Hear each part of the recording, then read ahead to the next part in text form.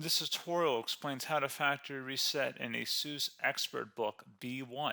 Follow the steps to restore Windows and erase your existing data safely. So this should hopefully be a pretty straightforward process, guys, and without further ado, let's go ahead and jump right into it. It's supposed to not delete your personal files. I strongly suggest that you create a backup of any important files or documents before you proceed, because even though it might say that it's going to save your personal files, there's no guarantees that it will, so just keep that in mind, and we're going to go ahead and jump right into it. So we're going to go ahead and start by right-clicking on the Windows Start menu, and we're going to select the settings.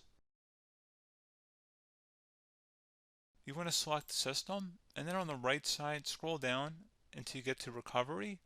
Reset Advanced Startup Previous Version of Windows. Go ahead and open that up. So we're going to start by going underneath Recovery Options, reset this PC. Choose to keep or remove your personal files, then reinstall Windows. Go ahead and select Reset PC. Underneath Choose an option, Keep My Files removes apps and settings but keeps your personal files. Now, like I said, there's no guarantee, but you still want to create a backup, but we are going to select that for today's tutorial here. And it's going to ask how would you like to reinstall Windows. I usually do a local reinstall, so that's what I'm going to select. And current settings is going to reinstall Windows from this device, and then we're going to select next again. This shouldn't take too long here, guys. And resetting will change settings back to their default, keep personal files, reinstall Windows from this device, remove all apps and programs, and you can also view what apps will be removed. This will take some time and your PC will restart. These are the apps that will be removed, so take note of that. So you're definitely going to have to reinstall some stuff once it's done.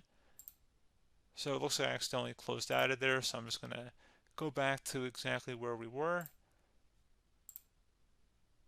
And we're just going to go ahead and proceed with the reset here and select reset.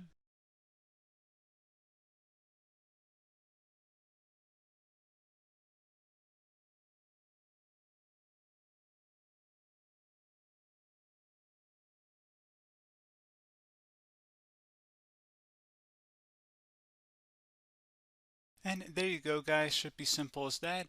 Go ahead and reinstall any of the applications that were removed. You can see a list of them by clicking on the link that's going to be on our desktop here. And that's pretty much it, guys. So, as always, thank you for watching this brief tutorial.